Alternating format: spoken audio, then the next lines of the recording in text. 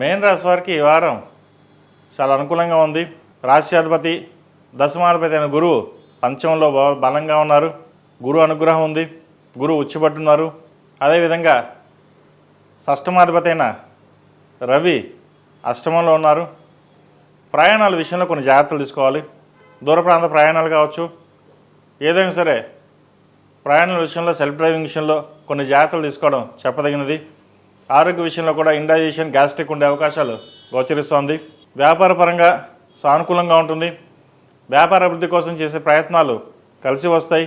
అయితే అదేవిధంగా ఉద్యోగస్తుల్లో కూడా ప్రమోషన్ వస్తుందనుకుంటాం, అది వెనక్కి వెళ్ళిపోవడం, మీకు రావాల్సిన ప్రమోషన్ వేరే ఒకరికి రావడం, మీకు రావాల్సిన ఇంక్రిమెంట్ ఇంకొకరికి రావడం, ఇటువంటివి జరుగుతుంటాయి.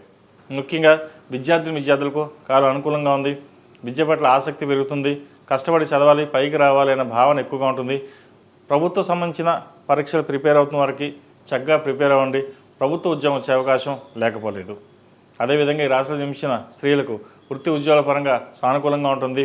వ్యయ ప్రయాసాలు ఎక్కువగా ఉంటాయి. ఆకస్మిక ప్రయాణాలు ఉంటాయి. ప్రయాణాల విషయంలో జాగ్రత్త వహించడం చెప్పదగినది. ఉద్యోగంలో ప్రమోషన్ వచ్చే అవకాశం లేకపోలేదు.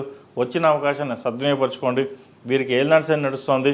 జన్మరాశిలో శని గత వారం కంటే ఈ వారం పర్వాలేదు, కొంతవరకు బాగుందని చెప్పచ్చు. ఫైనాన్స్ పరంగా రావాల్సిన బెనిఫిట్స్ ఏవైతే ఉన్నాయో అవి నిదానమైన వస్తాయి.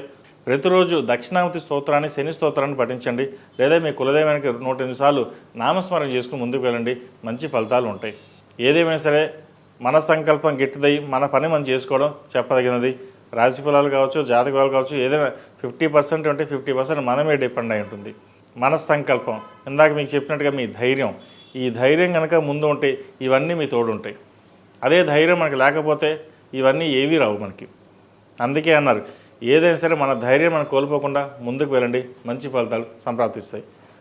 ఈ రాశిలో జన్మించిన వారు ప్రతిరోజు ప్రతినిత్యం ఓం నమః శివాయతో దీపారాధన చేయడం, కాలభైరవ రూపు దక్షిణామూర్తి రూపుని మెల్ల వేసుకోవడం, లేదా ఎర్రచందనమాల మెల్ల వేసుకోవడం చెప్పదగినది. ఈ రాశిలో జన్మించిన వారికి కలిసి వచ్చే సంఖ్య 5, కలిసి వచ్చే రంగు తెలుపు. ఏదైనా పని మీద బయటకు వెళ్ళేటప్పుడు గురువారం నాడు కానీ శుక్రవారం నాడు కానీ వెళ్ళండి, మంచి ఫలితాలు సంప్రాప్తిస్తాయి.